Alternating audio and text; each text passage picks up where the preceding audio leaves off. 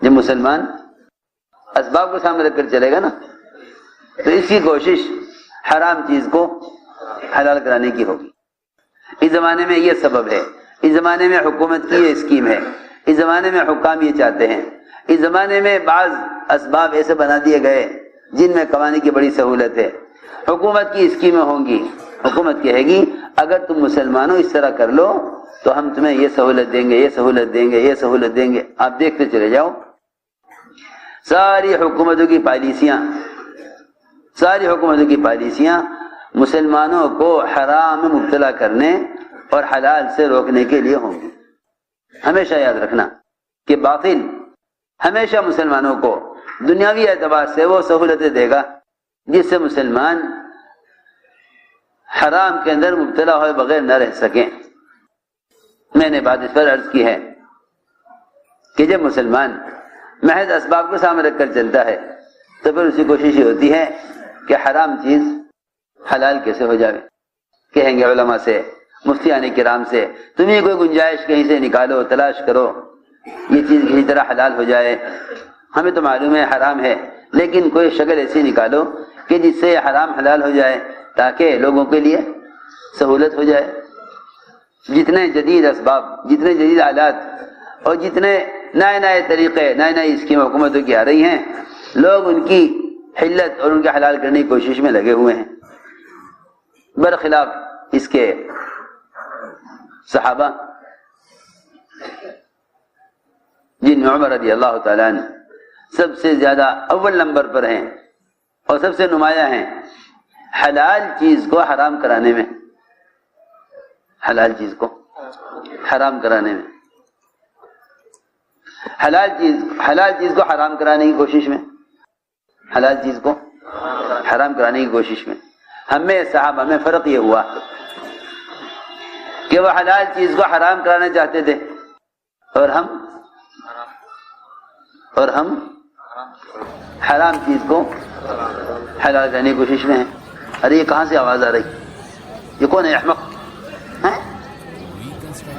توبہ توبہ. موبائل کے اندر اذان اگر بیت الخلاء میں ہوتے اس وقت کتنا گناہ ملتا.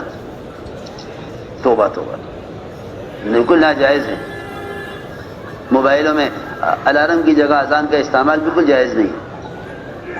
توبہ توبہ توبہ. یہ جب دین کی وقت اور عظمت نکل جاتی ہے نا دل سے، پھر آدمی حرکتیں کرتا ہے دلوں سے. جب دین کی عظمت نکل جاتی ہے تو پھر اذان اور اللہ کا نام کھیل بن جاتا ہے. میں عرض کر رہا تھا کہ عمر رضی اللہ تعالیٰ عنہ اس درجے کے آدمی جو عمل میں اتنے آگے ہیں کہ اللہ تعالی سے حلال کو حرام کرانے کی کوشش میں ہیں، کیونکہ وہ ایک غلط چیز کے مفاسد، اس کے نقصانات دیکھ رہے، یہ غلط چیز کے نقصانات دیکھ رہے. شراب حرام کرا دیجئے، نمازیں خراب ہو رہی ہیں. جی ہاں، اب تو مساجد کے اندر وہ چیزیں داخل ہو گئیں کہ ایک دفعہ بھی نماز میں اللہ کا خیال نہ آکے دے. ایک دفعہ بھی نماز میں اللہ کا خیال آ کر نہ دے. جہاں نمازوں پر بھی لکھا ہوا ہے کہاں کی بنی ہوئی ہے. نماز میں بھی اس ملک کا تصور ہے جس ملک کا جہاں نماز و مصلی بنا ہوا ہے. نماز میں بھی اس ملک کا تصور ہے جس ملک کا مصلی بنا ہوا ہے. سنو تو صحیح. حالانکہ مصلی پر کیا ضرورت ہے لکھنے کی کہ کہاں کا بنا ہوا ہے. وہاں صاحب فرماتے تھے کہ باطل کا کام یہ ہے کہ وہ مسلمانوں کے جتنے بھی اعمال ذکر ہیں، جن میں سب سے بڑا ذکر نماز ہے، سب سے بڑا ذکر نماز ہے. کیونکہ فرمایا وَلَذِكْرُ اللَّهِ اکبر، کہ نماز سب سے بڑا ذکر ہے. حضرت فرماتے تھے کہ ایسی مسجدیں اور ایسے مصلی ہوں گے کہ ان کو نماز میں بھی یہود و نصارہ کی صنعتوں کا اور یہود و نصارہ کی بنائی ہوئی چیزوں کا خیال آوے. مسجد نبوی میں صف بھی نہیں تھی سجدہ کرنے کے لیے، صف بھی نہیں تھی مسجد میں، صف بھی نہیں تھی نماز پڑھنے کے لیے، مسجد میں صف بھی نہیں تھی۔ صحابہ کرام کیچڑ میں سجدہ کرتے تھے، پیشانیوں پر گارا لگ جاتا تھا مٹی کا، بارش ہوتی تھی تو ساری مسجد میں کیچڑ ہو جاتا تھا، اسی پر سجدہ کرتے تھے، اسی پر سجدہ کرتے تھے۔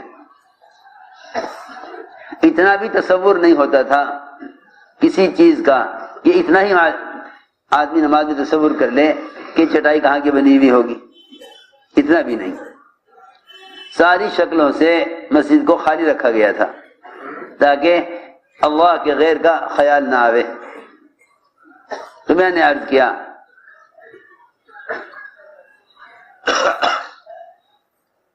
کہ اس زمانے میں آدمی اتنا صنعتوں میں اور چیزوں کے اندر اس کا ذہن الجھا ہوا ہے کہ اسے اللہ کا خیال ہی نہیں آتا، اس کو اللہ کا خیال ہی نہیں آتا۔ میں عرض کر رہا تھا کہ عمر رضی اللہ تعالیٰ عنہ اس درجے کے آدمی کہ وہ حرام چیز کے حلال چیز کے مفاسد دیکھ رہے کہ اس کے نقصانات کیا ہیں، تو کہا کہ رسول اللہ شراب حرام کرا دیجئے۔ کہ عمر میں کیسے حرام کرا دوں جب اللہ نے اس کو حلال کیا ہے؟ کہ نہیں جی شراب حرام کرا دیجئے۔ نمازیں خراب ہو رہی ہیں، نمازیں خراب ہو رہی ہیں، لوگ غفلت کی طرف جا رہے ہیں اس سے۔ شراب ہوتی تھی، شاعری ہوتی تھی، شاعری بھی حلال، شراب بھی حلال، لیکن عمر رضی اللہ تعالیٰ عنہ کو شاعری اور شراب ان چیزوں سے حضرت عمر کو پہلے ہی سے الجھن تھی باوجود ان کے حلال ہونے کے۔ فرماتے تھے عمر رضی اللہ عنہ کہ جو آدمی شاعری کرے گا یا اشعار یاد رکھے گا وہ قرآن یاد نہیں کر سکے گا۔